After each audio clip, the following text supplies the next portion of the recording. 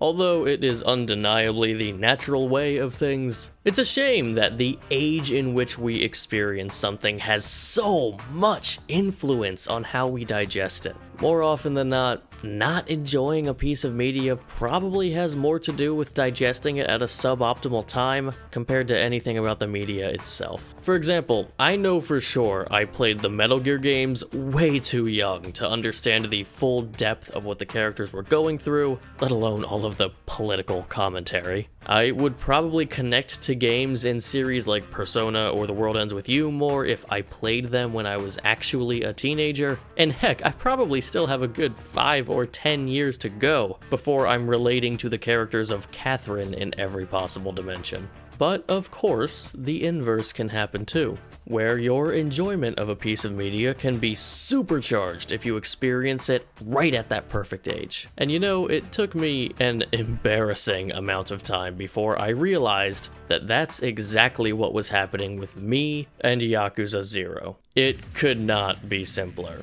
I was an early 20-something awkwardly stumbling into who I wanted to be in adulthood, picking what parts of my personality can stay and which parts I needed to get rid of before it was too late. And this game is about two early 20-somethings finding out who they are, where they belong in the world, and who they want to be. Although, I'll admit, they looked a lot cooler doing it than I did. Yakuza 0 is one of the best coming-of-age stories I've ever seen that isn't actually about children or teenage characters. The subtle steps Kiryu and Majima take on their journey from submissive up-and-comers to competent and confident people is one of the most appealing journeys I've seen of this type.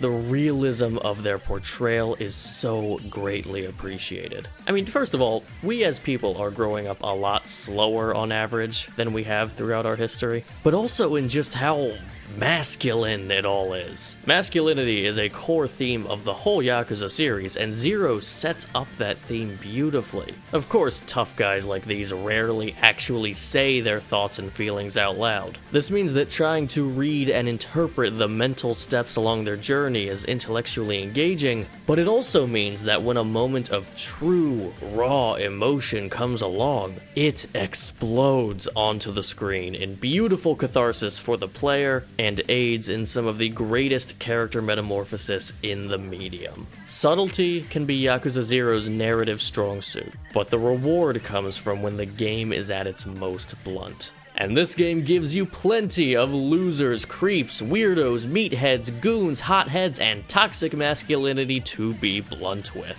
The villains in Zero have such imposing premises despite, in the larger context of the whole Yakuza series, being pretty small time. When it does come time to fight, Yakuza 0's story context presents a beautiful gameplay opportunity. Narratively, Kiryu and Majima are still figuring out their fighting styles, taking bits of inspiration here and there that will culminate in the fighting styles we know them to have later on. But in gameplay, this just means that each of them get to be 3 characters in one as you switch between their styles. It fits so well with how I imagine they are thinking at this point in their life. Maybe I need to focus on being stronger than the enemy. No wait, maybe I need to tighten up my speed more. Maybe I should try incorporating more weapons, or heck, dancing is a really physical activity. Maybe there's some combat knowledge that can be gleaned from there. This variety in your toolkit allows Zero to throw a wider range of combat challenges your way, and maybe I was just bad at this unique style of gameplay when I first engaged with it, but Zero can feel pretty dang challenging too. And when there's like 8 layers of icing on the cake in the form of 2 of the greatest side campaigns in series history, the whole money motif that ties the game together so nicely, the 1980s timepiece that presents an environment not often explored in games, the fan service injected from knowledge of the 5 Yakuza games that were made before this one, potentially the best soundtrack in series history, a cinematic quality in grading, performance, and cinematography few games can match, and all of the extra bells and whistles that are the mini-games and sub-quests of the Yakuza series, and it's no wonder that this game became the jet fuel that Yakuza needed to rocket up to mainstream popularity,